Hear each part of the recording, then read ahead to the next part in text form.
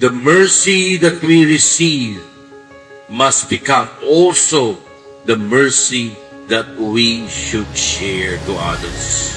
Mga kapatid, madalas gusto lang talaga natin tumanggap ng awa ng Diyos. Gusto nating maramdaman ng kapatawaran kapag tayo nagkasala, ang paghilom kapag tayo ay nasugatan, at ang kapayapaan kapag tayo ay naliligali. Kaya tayo lumapit kay Kristo. Kaya tayo nagdarasal ng chocolate. Kaya natin ipinukulong sa ating mga puso, Jesus, nagtitiwala ako sa iyo. We always whisper in our hearts, Jesus, I trust in you. Pero mga kapatid, hindi nagtatapos doon ang Ebanghelyo. Ang divine mercy, ang banal na awa, ay hindi nilalayo tumigil lamang sa antas ng pansariling kaginhawaan. Hindi lamang ito para gumaan ang loob natin o para makatulog tayo ng mapayapa.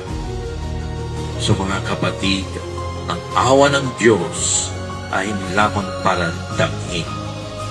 Ito ay para isabuhay. Do not just receive the mercy of the Lord. Become God's mercy to others. Huwag lamang tumanggap ng awa, maging awa kayo ng Diyos.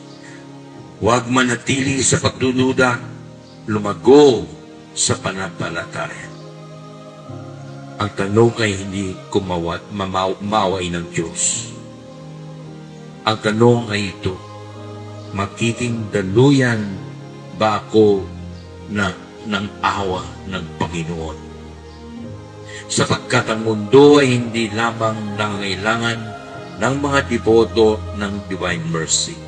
Nangangailangan din ito ng mga saksi ng banal na awa. The witnesses of the divine mercy. Amen.